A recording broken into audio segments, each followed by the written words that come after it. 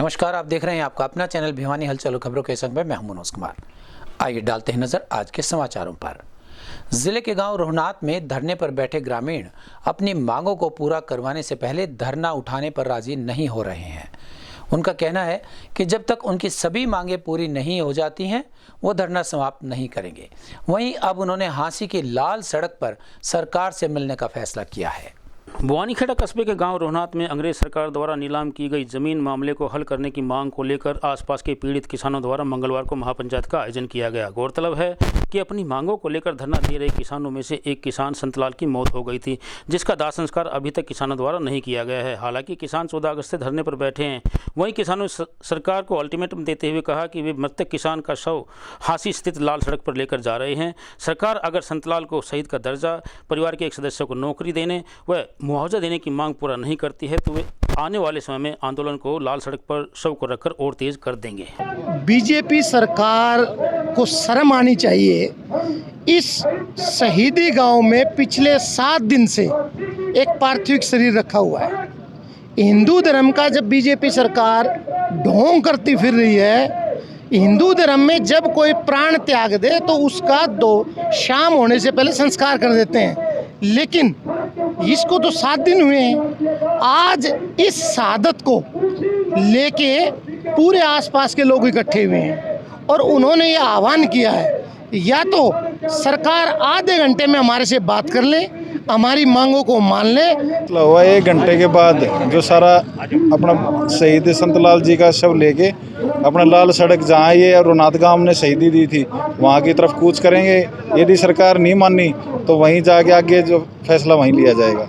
4:15 बजे तक का टाइम दिया है। 1 घंटे का मतलब सरकार को अल्टीमेट दिया है कि भाई 1 घंटे के बाद हम यहाँ से कूच कर जाएंगे। डिस्ट्रिक्ट देखिए 14वां दिन है, 21 अगस्त को भी महापंचायत हुई और 24 घंटे का अल्टीमेटम दिया था, लेकिन प्रशासन की तरफ से बातचीत का कोई न्योता नहीं आया, कोई सरकार की तरफ से बातचीत का निमंत्रण नहीं आया।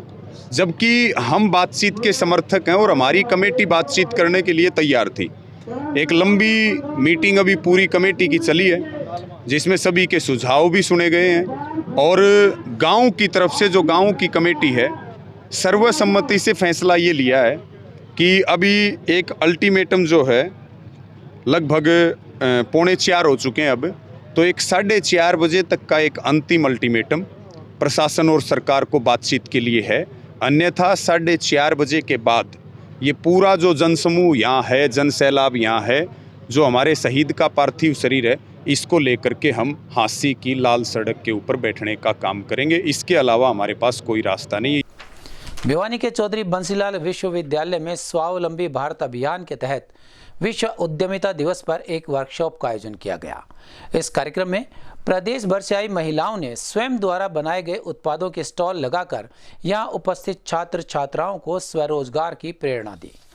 चौधरी बंसीलाल विश्वविद्यालय के वाइस चांसलर आर के मित्तल, कॉस्मोस ग्रुप के उद्योगपति अनिल अग्रवाल व विश्वविद्यालय के रोजगार संयोजन केंद्र की कोऑर्डिनेटर डॉक्टर सुनीता भरतवाल ने बताया कि आज़ादी के 75वें अमृत महोत्सव की श्रृंखला के तहत विश्व उद्यमिता दिवस पर युवाओं को रोजगार से जोड़ने के लिए स्वावलंबी भारत अभियान के तहत कार्यक्रम का आयोजन किया गया है। इस कार्यक्रम में युवाओं को बताया गया है कि सरकारी नौकरी की प्रवृत्ति को छोड़कर युवाओं को चाहिए कि वे अपनी स्वयं की आइडिया पर काम करते हुए अपने चारों तरफ फैले रोजगार के अवसरों को समझते हुए खुद का रोजगार स्थापित करें। इस मौके पर स्वावलंबन की राह दिखाने वाले उद्यमी महिलाओं ने विश्वविद्यालय परिसर में रोजमर्रा की वस्तुओं की स्टॉल्स, कपड़े, सौंदर्य प्रसाधन, घरेलू उपयोग की खाने की वस्तुओं सहित विभिन्न प्रकार की स्टॉलें लगाकर अपने उत्पादों का प्रदर्शन किया तथा विश्वविद्यालय की छात्र छात्राओं को यह बताया कि स्वयं के रोजगार पैदा करने की पहचान कर उद्यमशीलता की तरफ आगे बढ़ना चाहिए। स्वावलंबी भारत अभियान और चौधरी बंसीलाल विश्वविद्यालय के संयुक्त प्रयास से आज ये कार्यक्रम का आयोजन किया गया। इसका मुख्य उद्देश्य यही है कि युवाओं को किस तरीके से रोजगार युक्त बनाया जाए और किस तरीके से पूरे के पूरे भारतवर्ष में आर्थिक संपन्नता लाई जाए। इसके लिए हमारा प्रयत्न यही रहेगा कि बच्चों को उद्यमशीलता की तरफ उनका मानसिक परिवर्तन किया जाए। बच्चों में जो आज एक प्रवृत्ति देखी जाती है कि वो सरकारी नौकरियों की तरफ भागते हैं, तो उस मानसिकता से हटकर हम किस तरीके से उनको अपना काम शुरू करने के लिए, नवाचार शुरू करने के लिए, और आसपास के क्षेत्र में इतनी संभावनाएं हैं, चाहे कृषि का हो, चाहे स्मॉल स्केल सेक्टर हो, चाहे पानी की समस्या हो, चाहे पर्यावरण की समस्या हो, चाहे और जितनी भी हमारी समस्याएं हैं उनके समाधान के लिए आज युग बदल रहा है, टेक्नोलॉजी बदल रही है। इस बदलते परिवेश में युवाओं को स्वावलंबी बनाया जाए, उनको अपने पैरों पे खड़ा करना बनाया जाए। इसी उद्देश्य से ये स्टॉल भी लगाए। जो हमारी बहनें और जो भाई एक सक्सेसफुल सफल हैं उद्यमी, उनको यहाँ पर दर्शाने का प्रयत्न किया गया है, ताकि जो हमारी भावी पीढ़ी है वो इनसे सबक सीखकर एक उद्यमशीलता की तरफ प्रेरित हो। इसी में भारत का विकास है, इसी में भारत की तरक्की है, इसी में भारत की संपत्ति। सबसे पहले तो वाइस चांसलर श्री मित्तल जी को बहुत बहुत बधाई कि उन्होंने ये आत्मनिर्भर भारत और जो हमारे देश की 75वीं वर्षगांठ चल रही है अमृत महोत्सव के उत्सव पर जो एंटरप्रेन्योरशिप का एक कार्यक्रम शुरू किया हुआ है बहुत टाइम से, आज उसी श्रृंखला में उन्होंने एक ये विमेन एंटरप्रेन्योरशिप को बढ़ावा देने के लिए यूनिवर्सिटी में कार्यक्रम रखा है। और उसमें हमें देखकर ये बहुत ही खुशी हुई कि बहुत सारे स्टॉल यहाँ लगे हुए हैं जो भिवानी के लोगों के हैं, भिवानी की ज़्यादातर विमेन एंटरप्रेन्योर्स के हैं, और वो देश के दूर दूर जगहों से, कोई महाराष्ट्र से, कोई गुजरात से, कोई दिल्ली से, कोई हरियाणा के किसी दूसरे ज़िलों से सामान लेके आ रहे हैं और यहाँ बेच रहे हैं और दूसरी जगहों पे भी बेच रहे हैं, और उससे खुद को वो स्वावलंबी बना रहे हैं, रोज़गार बढ़ा रहे हैं, इकनॉमी में सहायता दे रहे हैं। तो ये बहुत ही अच्छा कदम है। देश भर में जो आत्मनिर्भर भारत बनाने की एक वो लगी हुई है, मुहिम छिड़ी हुई है। इसी के अंतर्गत स्वावलंबी भारत अभियान एक ऐसी स्ट्रैटेजीज़ को प्लान करना है जिसके तहत हम हमारे युवाओं का माइंडसेट जो है जॉब प्रोवाइडर बना करके रखें इंस्टेड ऑफ जॉब सीकर। तो आज के युवाओं के लिए बहुत ज़रूरी है कि वो लोग नौकरियों के पीछे भागने की जो एक इनकी होड़ थी उसको तोड़ करके अपने खुद के स्वच्छंद आइडियाज़ को जो है बिज़नेस प्लान में कन्वर्ट करें और हमारी इकोनॉमी में ज़्यादा कंट्रीब्यूट करें। यही इसके मंशा है और यही इसका उद्देश्य है। विश्व उद्यमिता दिवस 21 तारीख को यूएनओ ने घोषित किया था, तो उसी के उपलक्ष्य में ये दिन जो है आज यहाँ पे सेलिब्रेट किया जा रहा है। और इसमें हमने पहले भी विमेन एंटरप्रेन्योर्स को, स्टूडेंट एंटरप्रेन्योर्स को और सेल्फ हेल्प ग्रुप्स को जो है इनवाइट किया है एग्जीबिशन में, और हमारे पास 156 से ज़्यादा जो है आज एंट्रीज़ जो है इस चीज़ के लिए हुई हैं। तो ये दिखाता है कि किस तरह से आज के समाज में जो है स्वावलंबी भारत को लेकर के सोच जो है वो बदल रही है। स्वावलंबी भारत अभियान के तहत ये सब जो है ऑर्गेनाइज़ किया गया आज हमारा, और हम सब लेडीज़ ही हैं जो इसको ऑर्गेनाइज़ कर रही हैं, और हमारे अपने स्वदेशी प्रोडक्ट्स ही हैं सब जिनको यहाँ आज डिस्प्ले किया गया है। और यहाँ अलग अलग तरह की सभी स्टॉल्स लगाई गई हैं, लाइक मोदी केयर है, लाइक क्लोथ्स, कपड़ों से रेलेवेंट है, ज्वेलरी है, चॉकलेट्स हैं, और गांव के शुद्ध देसी घी वगैरह, ये सब चीज़ को बढ़ावा देने में कैसे उपयोगी से लोग क्या कहेंगे? स्वावलंबन को कि इसी तरह से हम लोग अपने ऊपर सेल्फ डिपेंड हैं कि हमें किसी के सहारे की ज़रूरत नहीं पड़ती, हम लोग अपना स्वावलंबन से अपने। सर आज जो है यूनिवर्सिटी में जो है स्वावलंबी भारत को लेकर के जो है यहाँ सेमिनार का आयोजन किया गया है, और यहाँ पे जो है काफ़ी चीफ गेस्ट आए हुए हैं, तो उन्होंने काफ़ी कुछ जानकारियाँ दी है जो स्वावलंबी भारत के ऊपर जो है छात्रों को एक मतलब मोटिवेट करने के लिए, आगे बढ़ाने के लिए सब चीज़ें जो है सेमिनार रखा गया है। नाम क्या सर? मेरा नाम राहुल वैद है सर, मीडिया एवं जनसंचार विभाग। मेरा नाम कीर्ति है, और आज हमारे विश्वविद्यालय में स्वावलंबी भारत को लेकर के बच्चों को आत्मनिर्भर बनाने के लिए बहुत से बिजनेस आइडियाज़ को लेकर के एक स्टॉलें लगाई गई हैं, वो भी विश्वविद्यालय के बच्चों के द्वारा, ताकि वो आगे फ्यूचर में इनकम कमा सके और वो आत्मनिर्भर बन सके। सर मेरा नाम ललिता और मैं गांव जटुलवारी से आई हूँ, और हम यहाँ जो हमारी महिलाएं ना हाथ से जो भी सामान बनाती है उसको यहाँ दिखाने के लिए कॉलेज में आए हैं। उनसे वो अपना रोजगार भी करती हैं और अपना काम भी बढ़ाते हैं। ये स्वावलंबी अभियान के तहत हमने स्टॉल लगाई है। हम देसी गौ पालन करते हैं और लेडीज़ों को भी प्रोत्साहन करते हैं कि भी हर घर में देसी गायें पालें और अपनी पृथ्वी को और वातावरण को हमें बचाना है। और इससे हमें सारे ऑर्गेनिक प्रोडक्ट, जैसे जो एकड़ है, एक गाय से 30 एकड़ को फर्टिलाइज किया जा सकता है। मतलब उस एकड़ में अगर एक गाय रख लें तो 30 एकड़ डेली का इतना गोबर, जो डेली का जो उसका गोबर होता है उससे 1 एकड़ को फर्टिलाइज किया जा सकता है। उसका जैविक अमृत बना के उस खेत में डाले तो कोई यूरिया या DAP डालने की ज़रूरत नहीं होती। महिलाएं इस प्रकार के अभियान में से जुड़ के कैसे आत्मनिर्भर हो पाई, आप क्या कहेंगे? हाँ, इसमें हमने काफ़ी महिलाओं को आप गायें दी हुई हैं और महिला इसमें खुश है कि आगे चल के महिलाएं भी अपना भी वो दूध बेच के और घी बना के अपना रोजगार चला रही हैं।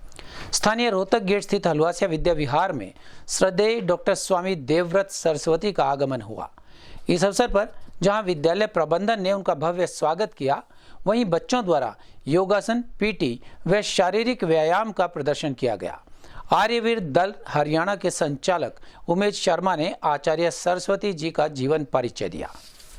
हलवासिया विद्या विहार के माधव सभागार में कार्यक्रम का शुभारंभ गायत्री मंत्र उच्चारण के साथ हुआ। प्रशासक दीवानचंद्र रहेजा व प्राचार्य मिलेश आर्य द्वारा अतिथियों का पुष्प गुच्छ व अंग वस्त्र देकर सम्मानित किया गया। सर्वप्रथम संगीताचार्य गोविंद प्रसाद मिश्रा द्वारा संगीतबद्ध गीत तूने हमें उत्पन्न किया, पालन कर रहा है तू की सुंदर प्रस्तुति आचार्य अनुराधा व अंजुला द्वारा की गई।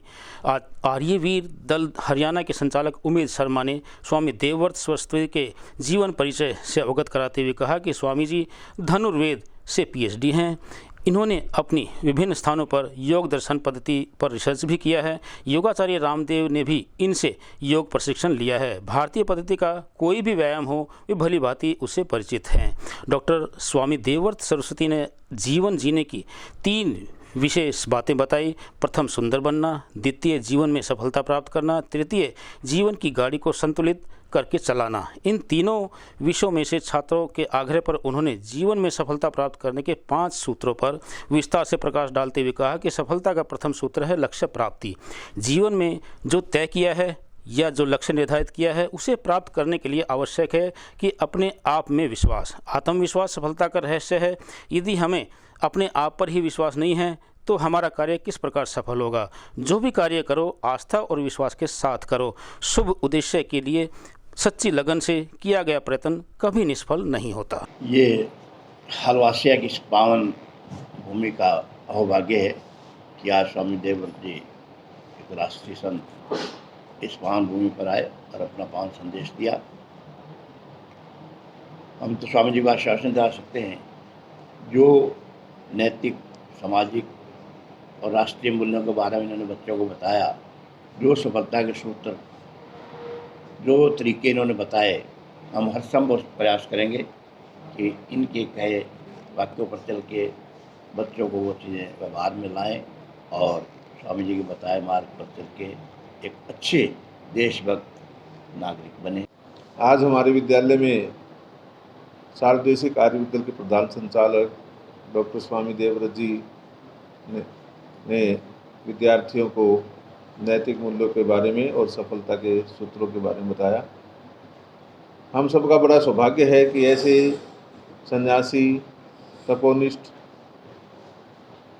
जिन्होंने सारा जीवन देश और समाज के लिए समर्पित किया हुआ है, महर्षि दयानंद के सपनों को साकार करने के लिए आप नौजवानों में, आर्यवीरों में भावना भरते हैं।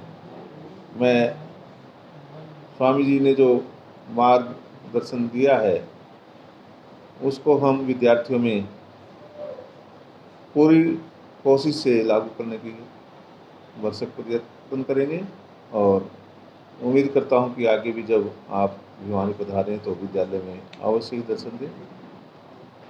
भिवानी आए हैं आप। मैं युवा वर्ग से कहूँगा, इस देश का दायित्व आपके कंधों पर है। अपने कर्तव्यों का पालन करें। 3 कर्तव्य। मेरा अपने प्रति क्या कर्तव्य है? मुझे शारीरिक और बौद्धिक विकास, चारित्रिक विकास करके आगे बढ़ना है। दूसरा, परिवार के प्रति क्या कर्तव्य है? जिन माता पिता ने मुझे पालन पोषण करके बड़ा बनाया है, जो सब प्रकार के कष्ट सहन करके भी हमें सारी सुविधाएँ दे रहे हैं, पढ़ने के लिए सारे साधन उपलब्ध करवा रहे हैं, तो बड़े होकर के उनका मान करना, सम्मान करना, उनके नाम को रोशन करना, ये दूसरा कर्तव्य है। तीसरा कर्तव्य क्या कि राष्ट्र के प्रति, जिस मातृभूमि की गोद बचपन में घुटनों के बल चले, जिसके अन्न जल से खा करके अपने शरीर का निर्माण होता है, अंत में भूमि माता अपने अंक में हमें स्थान देगी। तो माता भूमि पुत्रम पृथ्वी, भूमि मेरी माता है, मैं उसका पुत्र हुए समझ करके चिंतन करें। नौजवान से कहूँगा, स्वामी राम तीर्थ कहते थे कि नौजवानों जब तुम चलो तो ये विचार करो कि मेरे साथ में हजारों जवानों के कदम मिल कर के चल रहे हैं। नौजवानों तब तुम सांस लेते हो, चिंतन करो मेरे सांस के साथ में, मेरे हृदय की धड़कन में हजारों नौजवानों के सांस और हृदय की धड़कन पैदा हो रही है। और वो कहते हैं परमेश्वर मेरे देश के नौजवानों को शक्ति दीजिए, सामर्थ्य दीजिए। और फिर कहते हैं कि हे परमेश्वर फिर तुम आप निश्चित हो जाइए, ये भारतवर्ष देश सारे विश्व का जो है व्यवस्था संभाल लेगा। मैं ये कहूँगा कि नौजवानों इतना पुरुषार्थ करो, इतना निर्माण करो बौद्धिक और शारीरिक विकास कि जिससे कि ये भारत फिर से विश्व गुरु बन जाए। आज यहाँ हलवासिया विद्या विहार में स्वामी देवव्रत सरस्वती जी का आगमन हुआ। उन्होंने अपने विचार रखे, बच्चों ने यहाँ योगासन, पीटी और अन्य ताइक्वांडो वगैरह दिखाए। स्वामी जी ने बच्चों को संदेश दिया कि कैसे जीवन को संतुलित बनाएं, कैसे व्यायाम भी ज़रूरी है, कैसे पढ़ाई पर ध्यान केंद्रित करें। बच्चों को भी काफ़ी अच्छा लगा। स्कूल स्टाफ ने भी काफ़ी मेहनत कर रखी थी और हमारे प्रिंसिपल सर विशेष रूप से श्री विमलेश आर्य जी, उनका तो विशेष आभार है जो समय समय पर इस तरह की गतिविधियां करवाते रहते हैं। छात्र हितों की आवाज़ बुलंद करने वाले संगठन इंसो द्वारा छात्रों को दाखिला प्रक्रिया में आने वाली समस्याओं को लेकर एक हेल्प डेस्क लगाया गया।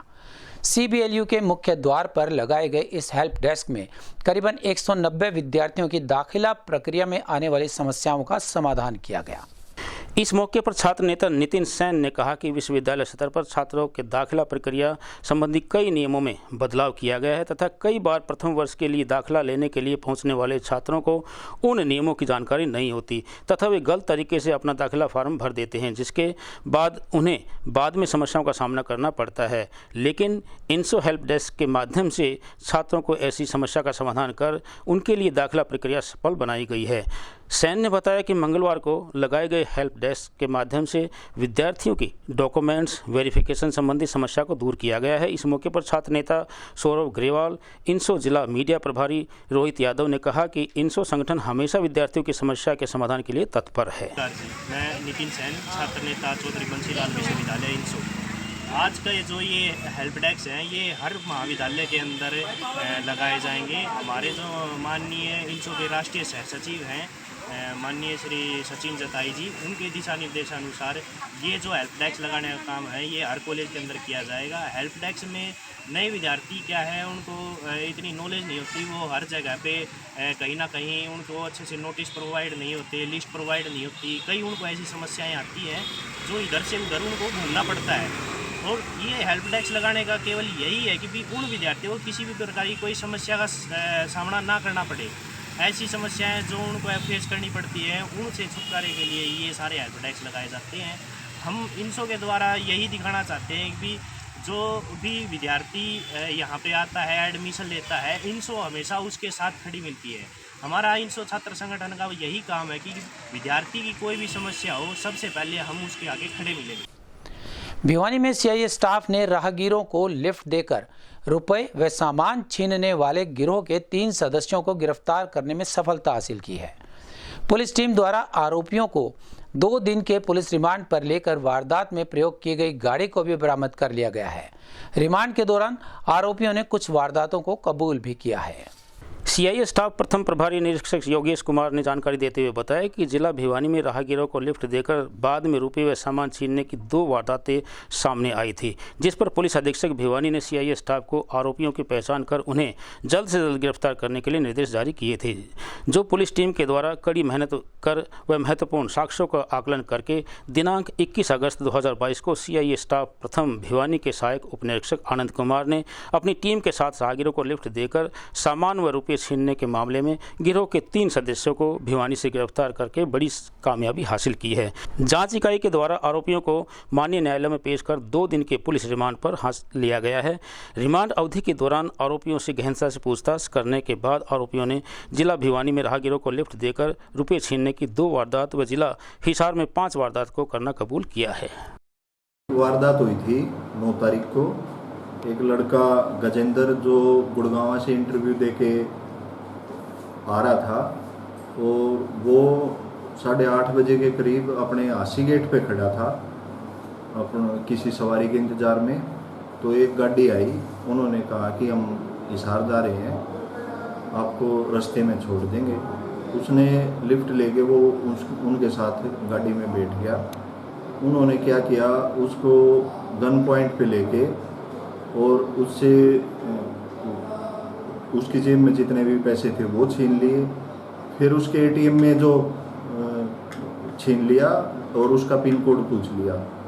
उसके पास पैसे, एटीएम में पैसे नहीं थे, लेकिन उस रिश्तेदारों से उसके ऊपर दबाव डाल के रिश्तेदारों ने उसके एटीएम में पैसे डाल दिए और फिर एक्सिस बैंक के अपने एटीएम से उन्होंने पैसे निकलवा लिए। उसके करीबन टोटल 26,000 रुपये निकाल लिए थे। तो वो वारदात हुई थी। तो हमने कल उनको, जिन्होंने वारदात करी थी, उन तीनों लड़कों को और गाड़ी समेत उनको पकड़ लिया है। वो भिवानी से ही हमने उनको अरेस्ट किया है।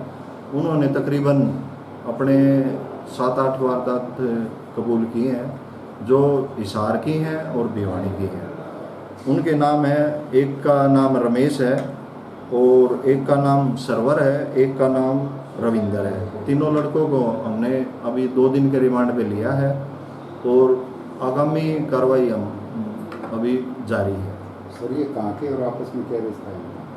ये तीनों यार दोस्त थे और ये अय्याशी करने के उसमें शराब पीने के आदी हैं और ये ऐसे ही वारदात ये दूसरे ज़िले में जाके या अपने ज़िले में ये बस स्टैंड से सवारी बिठा के और उसको फिर गन पॉइंट पे ले लिया करते और उनसे फिर पिन कोड या उनकी जेब में पैसे होते तो वो छीन लेते या फिर उनकी एटीएम से पिन कोड पूछ के और उनके एटीएम से फिर कहीं पे भी एटीएम में जाके पैसे निकाल लिया।